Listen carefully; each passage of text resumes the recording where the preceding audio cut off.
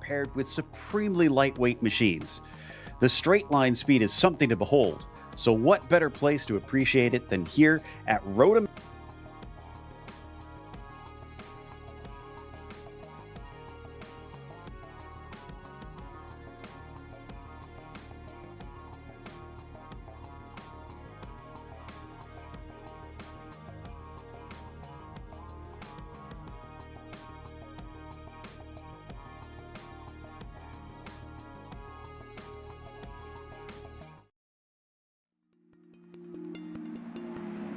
Welcome to Road America. Nicknamed America's National Park of Speed, it's easy to see why just by looking at how the track is laid out. Long straights are a major feature, and drivers will build up incredible momentum before they find themselves interrupted by tight 90-degree corners. In fact, for a 4-mile circuit, it has shockingly few turns. It also has little in the way of variation in layouts. The main course is only broken up once with a single chicane added in the bend version. But don't take this to mean that it's a boring track. Elevation change happens many times over a lap, with a few places taking you into corners which are quite blind. But two of the turns on the back half of the course are perhaps the most distinctive. One is the carousel with its more than 180-degree radius. It just feels like it never stops. The other is the kink. Terrifyingly fast with very little runoff, it can end someone's race in a flash. As you'd expect, the heavy braking zones make for some ideal overtaking spots. Turn 5 sees plenty with its downhill entry. The hurried downs can offer drivers a chance at a sneak attack if you're brave, and then Canada Corner gives you one last shot before the lap is over. It's no wonder major organizations such as IMSA, IndyCar, NASCAR, and the SCCA all host major races here. All in all, many drivers rate this track as the best track in North America. Many who hop in the seat and try it can quickly understand why.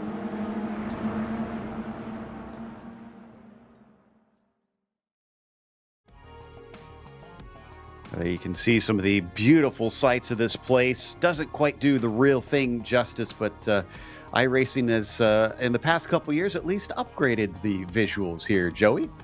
Until you get the double brat and the mother clucker sandwich on the inside there, you're right, it doesn't quite do it justice, but we are here at Road America in Elkhart Lake, Wisconsin, home of the best track food in North America. 14 turns, 4.0 miles in length, and it is all about that top speed, that horsepower. So we're going to see those ride heights and that gearing be played with probably a little bit with these Lotus 49 cars, but a couple big passing opportunities. Turn number 5 off of that long straightaway, always a good opportunity. And then also turn number 12, known as Canada Corner, the lowest point on the circuit. It also comes after the kink over there. So if you mess up that turn number 11, it can provide a passing opportunity into Canada Corner. However, after Canada Corner, it is all uphill, and then through turn number 14, the final turn on this racetrack, it is incredibly technical and tricky. It leads to an uphill straightaway. All of these straightaways are incredibly important, so the corner exits even more so.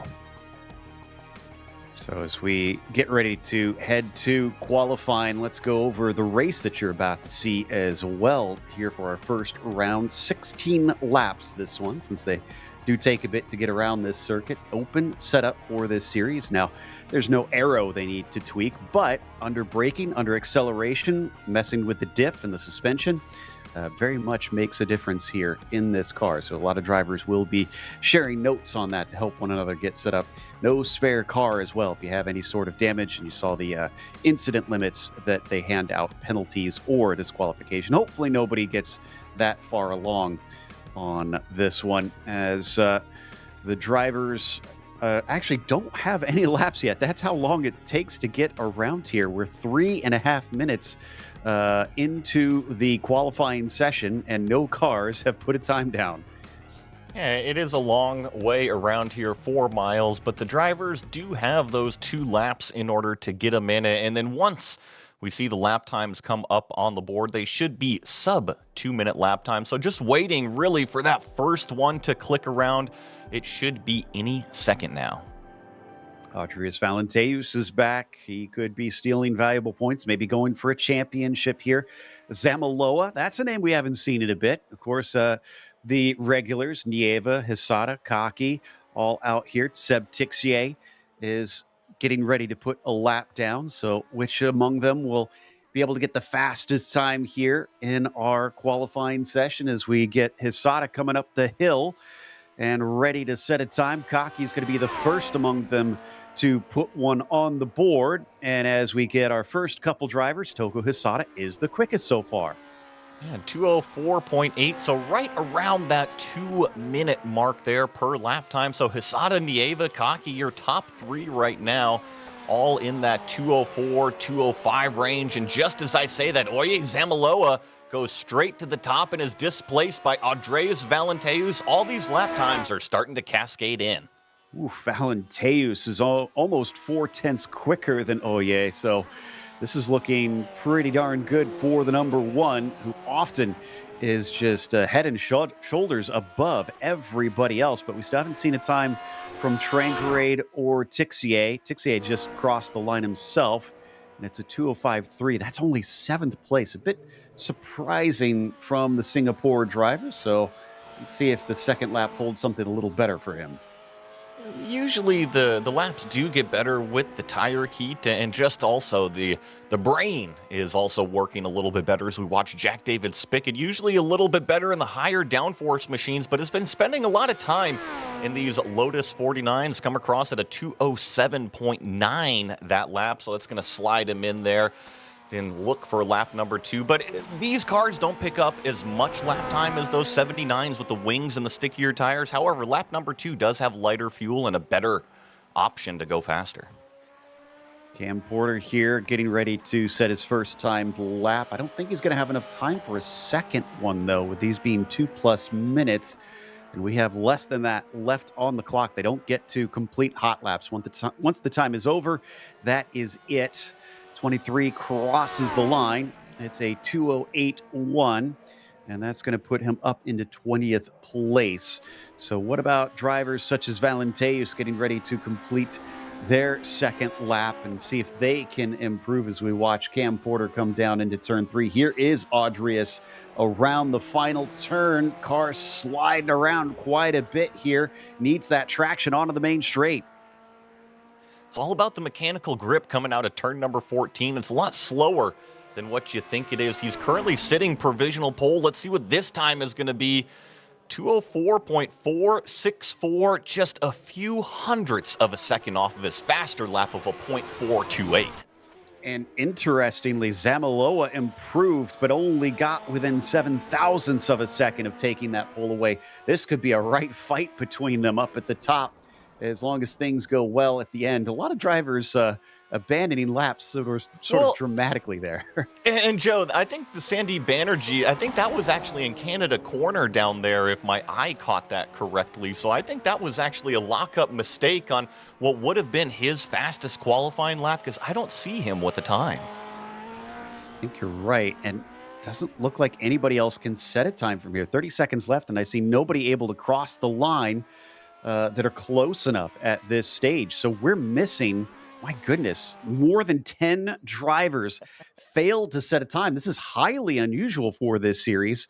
And this is not really a track where incident points are typical to start picking up. So this is a bit of a strange one, but it'll certainly give us maybe a bit of a mixed up grid for some of our drivers towards the back of the field. And up at the top of it all, it is Audrius Valenteus, who takes the pole position on this one. So he'll be flanked, of course, by Oye Zamaloa, and then Togo Hisada will be starting in third. After that is Seb Tixier in P4, Leo Sequeiro with a great lap in 5th, Jorge Nieva starting from 6th, followed by Nicola Kaki in P7. Alexis Vico in P8 is followed by Marco Salgado in 9th, and Connor Tolman rounds out your top 10.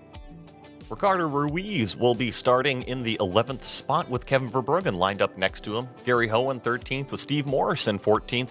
Ove Trengrade slipped in a lap in to start 15th. Matthew Maudsley 16th. Jose Conde 17th. Bjorn Ackerman 18th. Kirk Clapper 19th. And then 20th is Michael Grissinger. 21st goes to Tobias Harnvey with Jonathan Jourdain in 22nd. Then it's Mats Linden in 23rd. After that, Jack David Spickett starts 24th. Quarter century mark goes to Cam Porter, as Emilio Pradera will be starting 22nd. Thomas Tuba in the 27th spot, and then Andre Bruner to his outside. David Muse starts 29th, and Bruno Santamaria in 30th. Jason Clapper back here in 31st with Eduard Jaramillo in 32nd. Mauro Micheletti in 33rd. Julio Benedito Torres in 34th. Jan Steffen 35th. Eki Anderson in 36th. Sandy Banerjee 37th.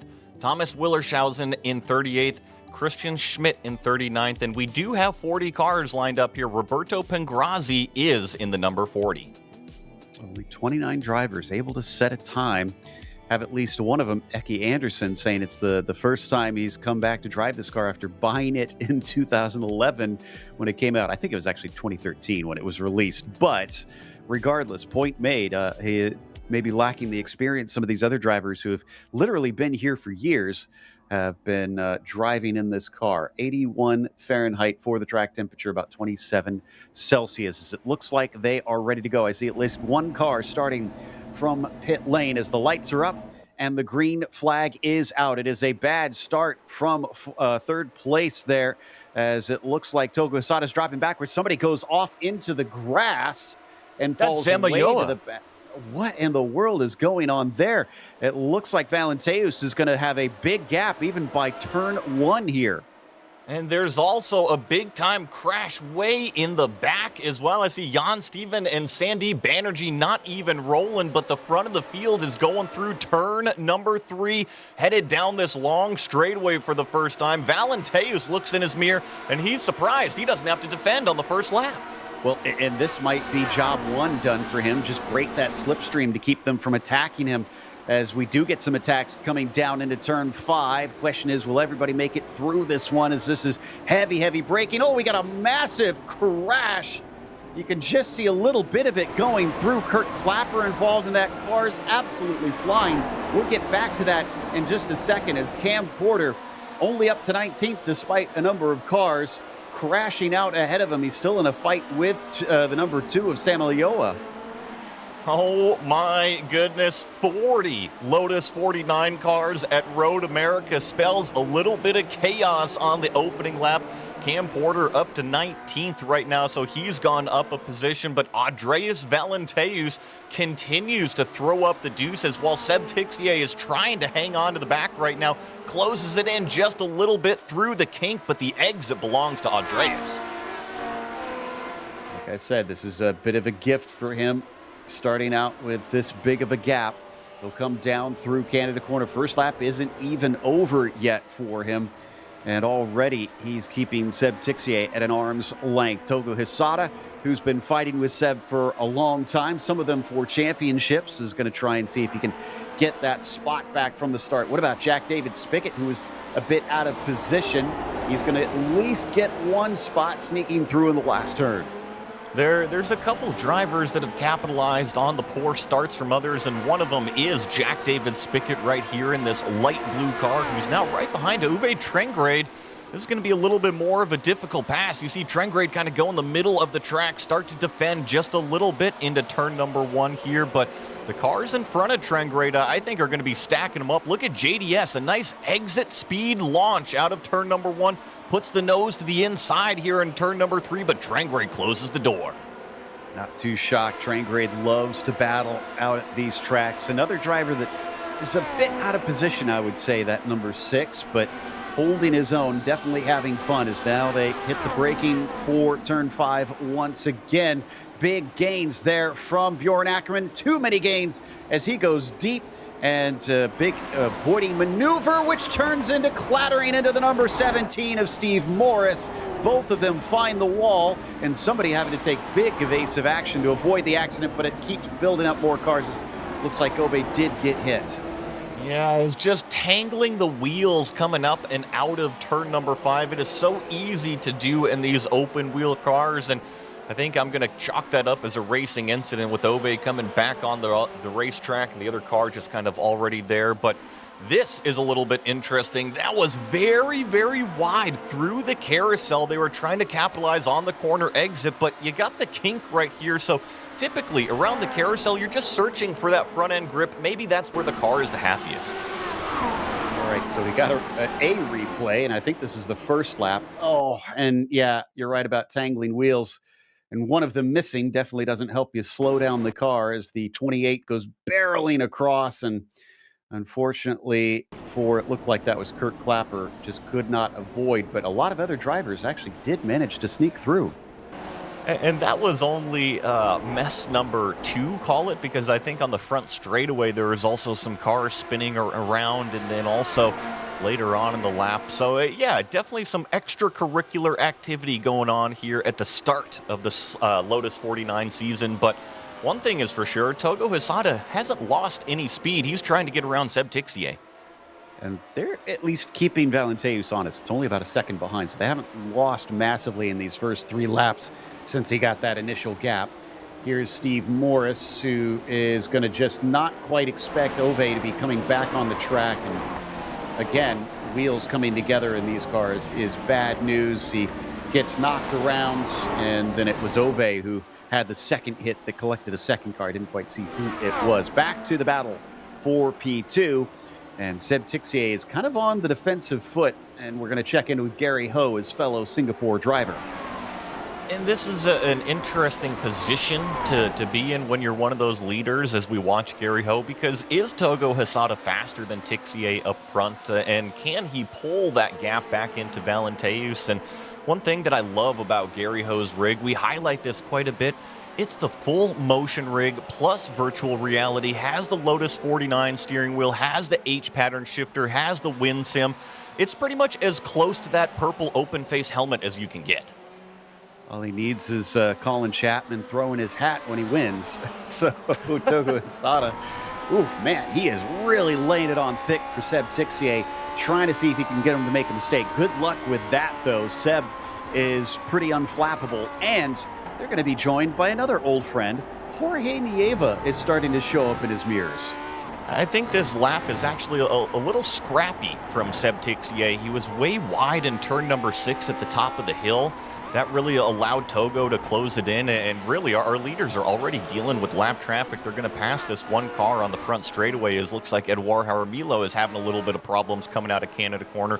Wouldn't be surprised if he got on the gas maybe a little bit too aggressively there. Oh, you know what? That was out of the kink. That was not out of Canada corner. I thought the same as you. It did look like Canada corner, but they usually don't have small accidents in the kink, so Tuba going to be suffering likely some pretty bad damage, as Leo Sequeiro back in 7th is in a battle with Alexis Tapia Vico.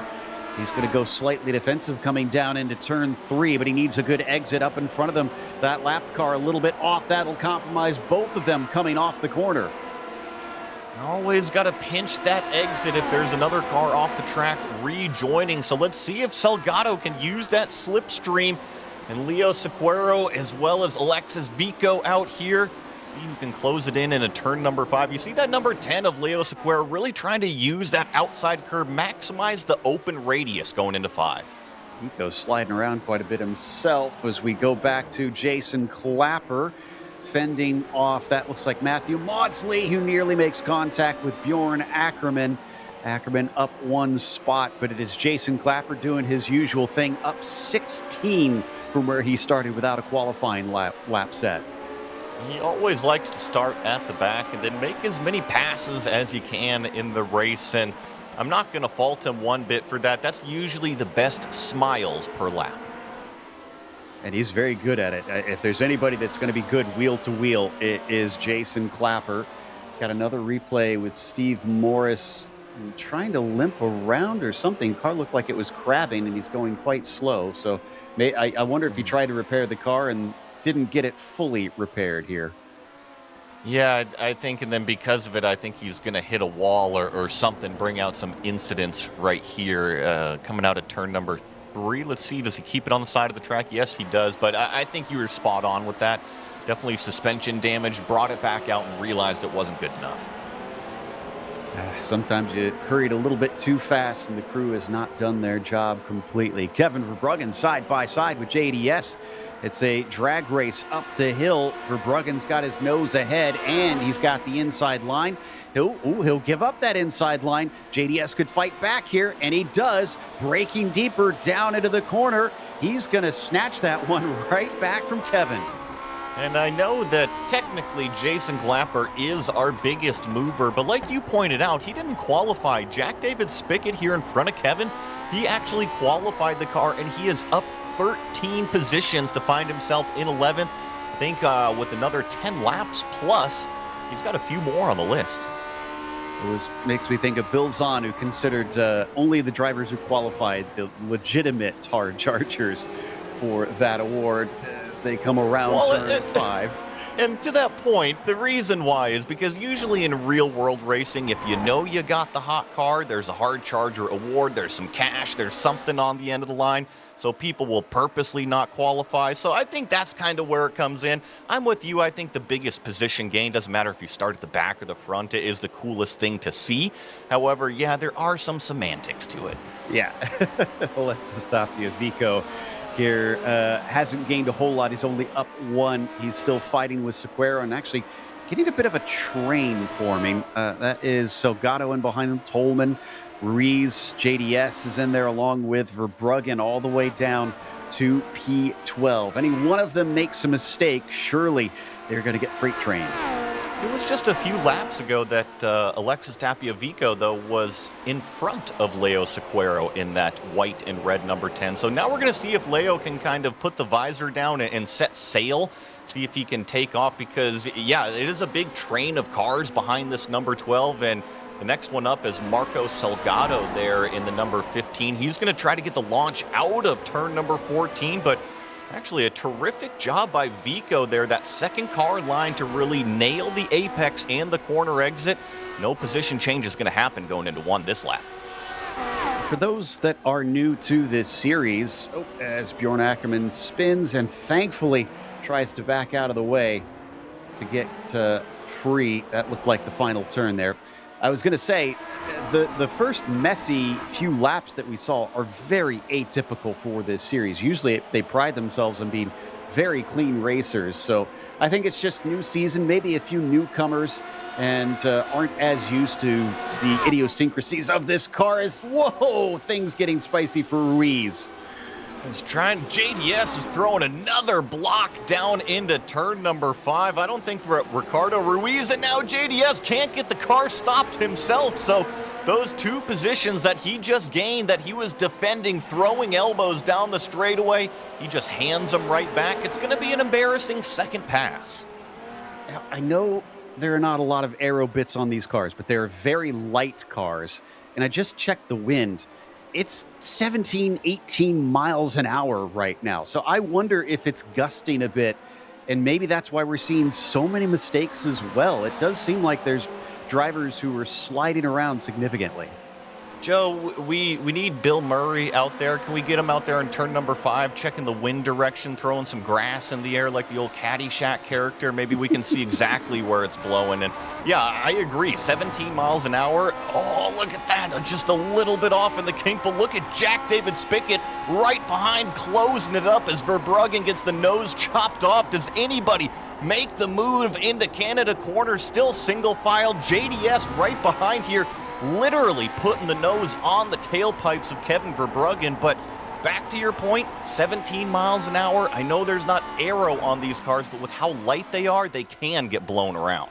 Down to the inside just as we cut away, though, because we got a battle for second, and Togo has overtaken Seb. Was there a mistake from the number 7 coming out of the final corner that allowed the Japanese driver through? I am checking on that right now, and Joe, you nailed it.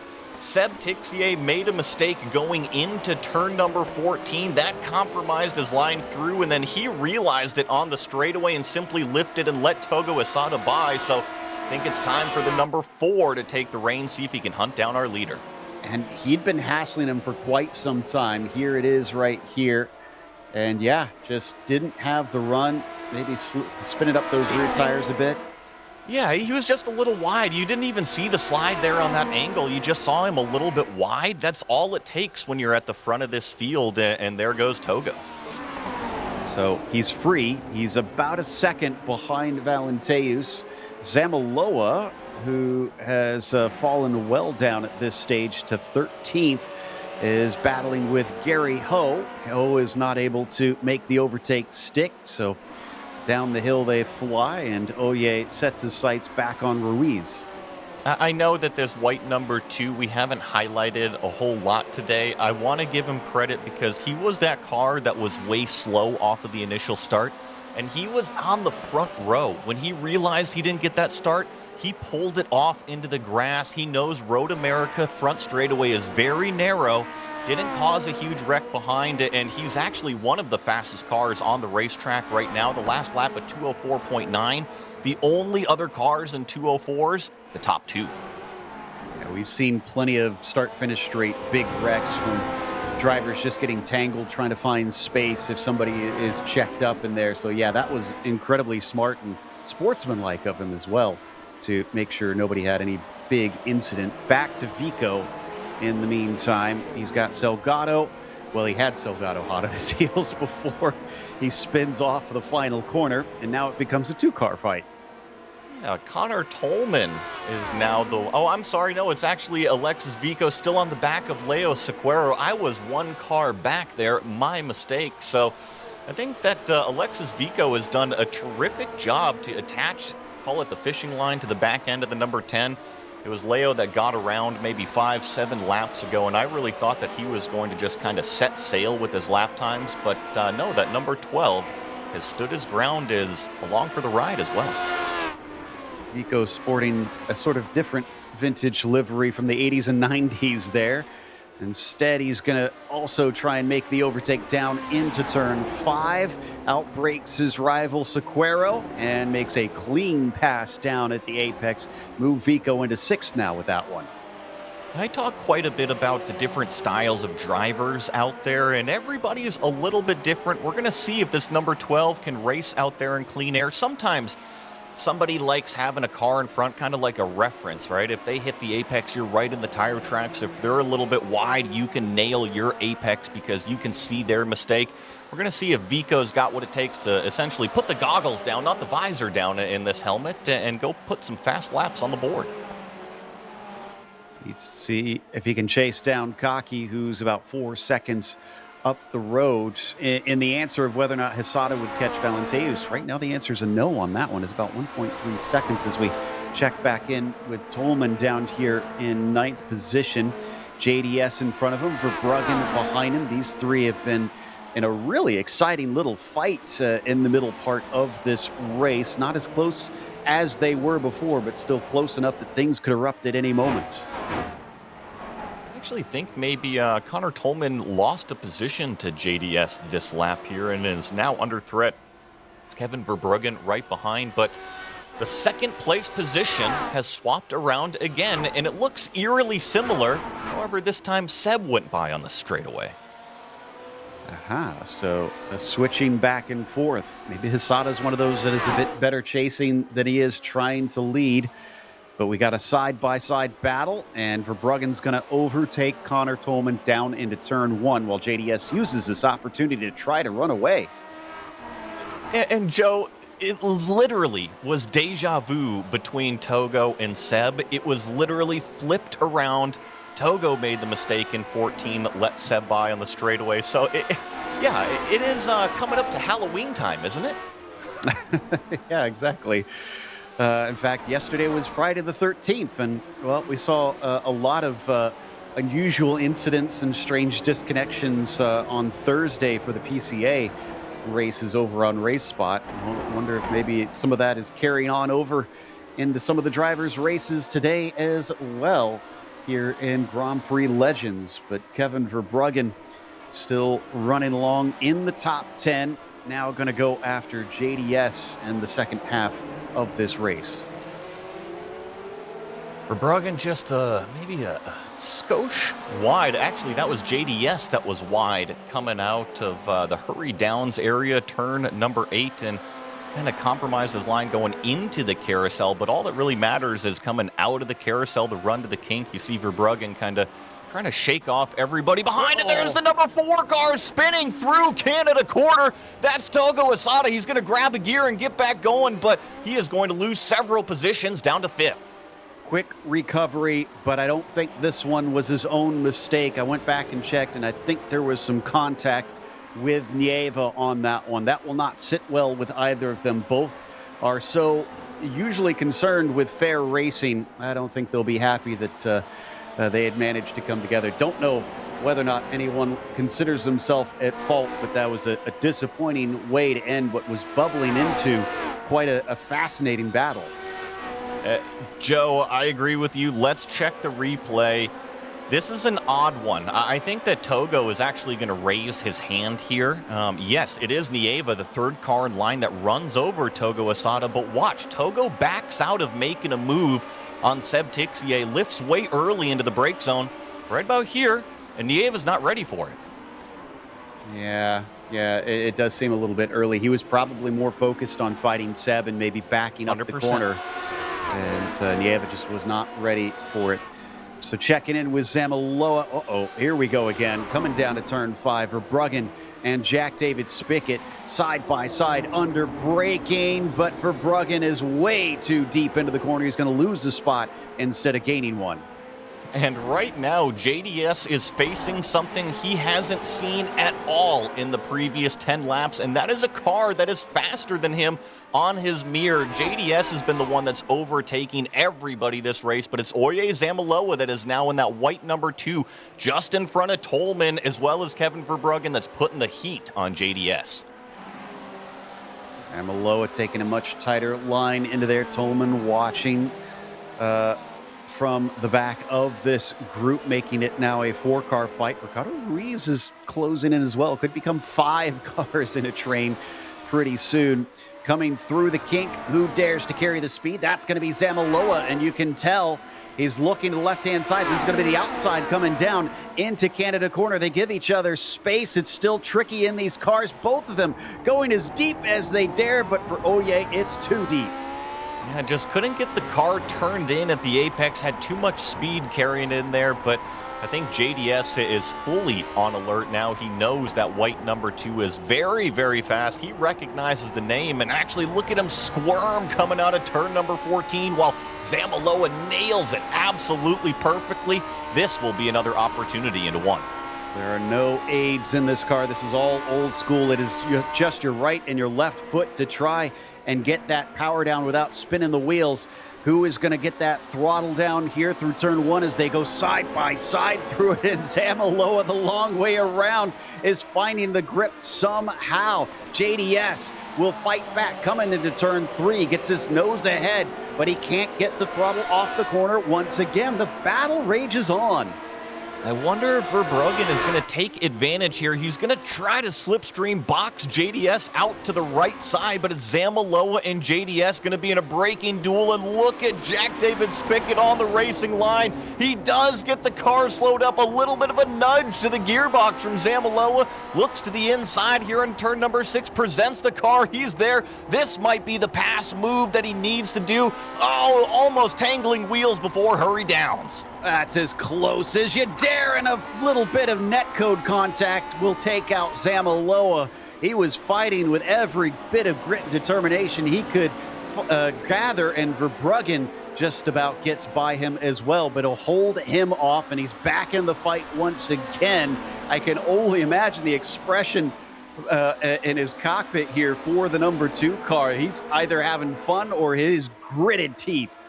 I think that Zamaloa is thanking the iRacing gods right now, because usually wheel-to-wheel contact in open wheelers ends with a car in the wall or heavy damage, and he definitely got away with one without even losing a position. So he's right back on the trail of Jack David Spickett. Just needs to kind of regroup everything, evaluate the car, and see if he still's got it underneath him. Coming up through Billy Mitchell Bend now. Zamaloa hasn't gotten as close to JDS as he was last time. Maybe he's trying to regroup a little bit, see if he can set himself up for something maybe less extended next time and have a quick and decisive pass on JDS. But Verbruggen watching from the back. He knows he could get an opportunity. Now starting to close in. Zamaloa has a little think of it down into turn 1 and then reconsiders. I'm trying to ride on board here with Zamaloa, see if there's any sort of steering damage. He presents the car once again to the outside, and these cars move around so much, and the straightaways here, other than the front straightaway, isn't actually very straight. It looks to be, for the most part, normal. I don't see any damage, and here he goes, off to the right side of Jack David Spickett. It seemed to be very light contact, so yeah, I'm not surprised that he got away with it. JDS is the one that's going to break later. He's got to give space to Jack, and Oye gives just enough to make it work around the outside of turn 5. Now he can chop down. Oh no, he carries too much in turn 6. That hard work is undone.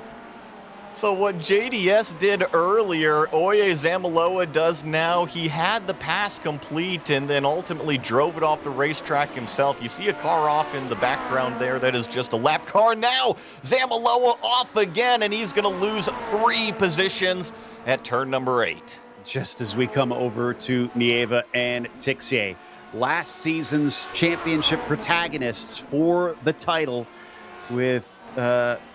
Excuse me, no, it's Hisada and Nieva. Apologies there.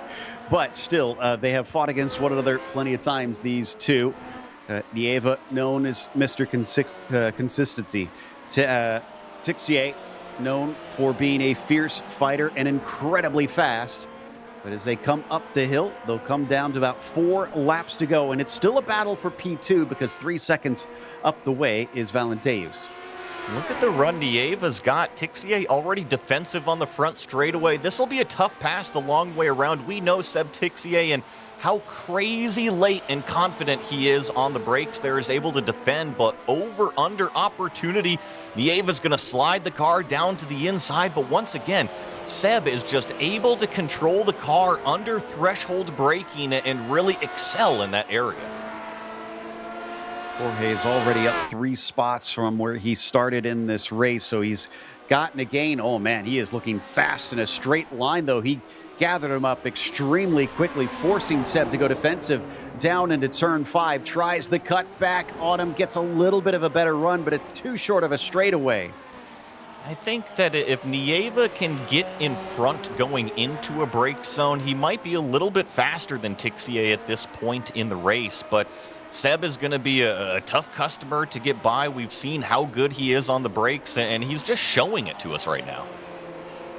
A little off the apex there for Jorge, and one thing that Seb's kind of become known for is, since he took a couple championships, he kind of decided he wanted to relax and have fun with this again. I don't know if he started practicing, but for a long time, he wasn't doing any practice laps. He would just show up and he would try to come from the back of the field. This is actually his 2nd iRacing account. He started over because it used to be he was frequently the number 1 out there, as now this man, Andreas Valenteus, easily holds that one with the highest I rating. But Seb Tixier is maybe at times kind of learning on the job.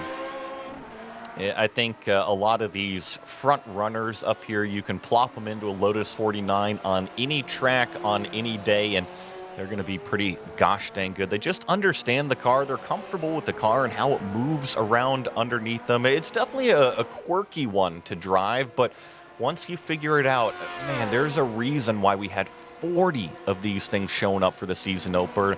They're a blast to drive, and they're addicting.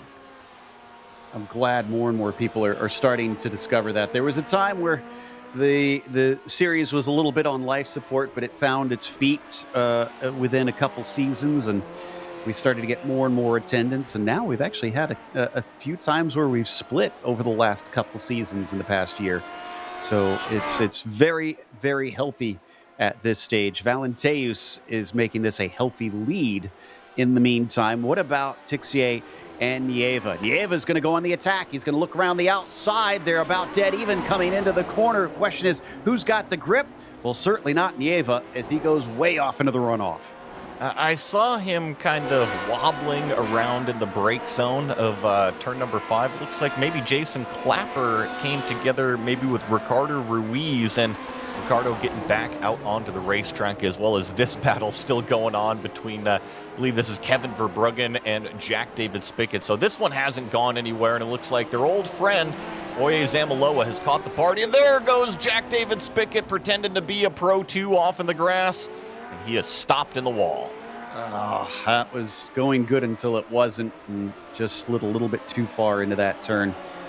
And that's it for his race. Zamaloa now up to 9th, with Kevin Verbruggen still in front of him. Nice recovery from Zamaloa, I have to say. Although that's not the racing line through there. He's certainly flirting with a lot of marbles that far off towards the edge. I've noticed that a few times, that these drivers are just leaving such a open door on the inside of the carousel. I really feel like they just can't hold the nose down there, so they try to launch themselves off of the end of it and really capitalize the run down towards the kink. It's a little bit kind of backwards because the straightaway to the kink, not very long, and you have to lift going in there. The straightaway after the kink, much, much bigger. And offers a great passing opportunity at the end of it with Canada Corner. Although in these cars, I will say, if it's anything like when I used to drive them, you are braking before the kink heading into there. So, well, not the kink, but, you know, the little left-hand jink that you have heading into Canada Corner. I think that you just proved my point a few minutes ago that most of the straightaways here are not very straight at all. And yes, that one on the back straightaway, even just to set up a pass, it naturally curves around to the left. So defensive opportunities, letting the car just drift out wide to the right, are natural. Somebody having a look up there into turn 1. That's a fight between Conde and Ruiz, although that's Ruiz actually just lapping a car, it appears, as we were watching Maudsley try to keep up with Cam Porter. How about Cam's race today? A plus 10 on positions, and we still got 2 laps to go. Gonna have to fend off that number 24 directly behind him, but I think that Cam's got the speed to do it. And if anything, I'm looking at the lap times here as we watch Verbruggen and Zamaloa merrily almost make contact there. Looks like Oye is going to move up into 8th place, maybe finally try to set sail and get rid of these guys. But back to Cam Porter. He's actually closing it in on Ricardo Ruiz in front of him, as well as Marco Salgado. His pace does seem good, and similarly, it looks like Oye saying ole and taking off now that he has passed Verbruggen after trying for so long to get away from him.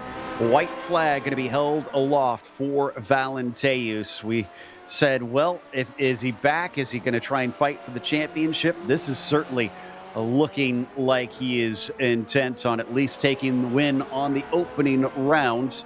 It's not over yet, but he's been well in control of this race. He's only got 4.04 miles and 14 turns to go here as he starts his final lap, and just 0 mistakes. That's what he needs to focus on, because I see Nieva and Tixier, they were actually side by side there for just a moment, and it's getting pretty close between the two as Togo Asada sets a purple lap.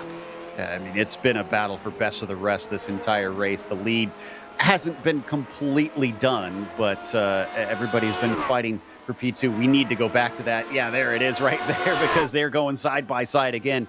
Nieva gets another good run off of turn 3. This time he's going to be farther ahead. Last time this happened, he went too far into the corner. What's going to happen this time? He brakes a little early, tries the cutback, but that doesn't work. How does Seb do it, Joe? Nieva was in front of him going into turn number 5. He went as deep as he possibly could take it. And Seb's just like, all right, I got this. No big deal. I can go further. Just has that sense of what the car can and can't do. Kevin Verbruggen, oh, is he going to make the corner? Yes, he is. Well, no, maybe he won't. I thought he was for a second. It looked a little out of control coming down into the turn, and that turned out to be the case. This is not over. We still have Canada Corner coming up, and I don't think Jorge Nieva is going to take this lane down. I tell you what, Seb Tixier almost lost it going into the carousel. He dropped a left rear wheel into the grass, so that was a pretty spicy moment. But Valenteus just has to nail one more brake zone, and he'll collect a checkered flag. Nice and easy through Canada Corner. Behind him, Nieva did get Tixier to defend. They're actually side by side now. Is he going to get the job done? We don't have much time to watch this. No, he can't get it. As ahead of them, it is Adrius Valenteus out of the last turn. Lights to flag victory for the number one today to add to his points tally. Nicely done out there, and looks like that's why Nieva, he's out of gas. He can't make it up the front straightaway. He's going to finish in the 5th place position. I was wondering, Joe, because he passed Seb Tixier coming out of Canada corner. He was fully clear and ahead going into turn 13. And all of a sudden, it looked like he lifted and let him by. He ran out of gas. An unusual mistake and a critical one. He would have had a podium easily here today if it wasn't for that. And that's going to give us our results for today's event. Adrius Valenteus, our winner, with Seb Tixier in second, and then Nicola Kaki in third. After that, Hisada comes home P4. Nieva with at least a top 5 as he sputtered to the line. Sequeiro was 6th. Vico P7, Zamaloa 8th, and Connor Tolman 9th. Verbruggen rounds out your top 10. Jason Clapper is your biggest gainer, plus 20 to finish in 11th. Gary Ho, 12th. Marco Salgado, 13th. Ricardo Ruiz, 14th. Matthew Maudsley, 15th. Cam Porter with a nice day, up 9 and finished 16th. Mats Linden, 17th. Bjorn Ackerman, 18th. Jonathan Jordan, 19th. And Amaro Micheletti finishing in 20th. Andre Bruno came home 21st today with Thomas Tuba 22nd and Thomas Willershausen in 23rd. Julio Torres, P24, followed by Emilio Pradera in 25th. Then our last car on the lead lap was Christian Schmidt in 26th. David Muse, 27th. Eki Anderson, 28th. And Tobias Harnby, 29th. Bruno Santamaria in 30th. We get a couple more cars that finish. JDS, Steve Morris, and Condi. From there on down, it is unfortunately DNFs for many drivers today. Well, sadly, we're going to have to cut this one just a little bit short as we have another show to get to. So a big thank you to the Grand Prix Legends community for bringing us back for another season of coverage. Thanks to the team today, Daniel, Joey, and Dougie. Make sure to check out our social media website and merchandise store, and don't forget to subscribe to our YouTube channel so you don't miss a moment. The next race going to be the Chicago Street Circuit on September 21st, 9:30 a.m. Eastern. Be sure to check out our other broadcasts listed here. Up next, we have the the Carrera Mundial Series, and then IMSA Vintage goes to the Nordschleife after that. Until next time, though, race clean, race hard, and we'll see you on the track.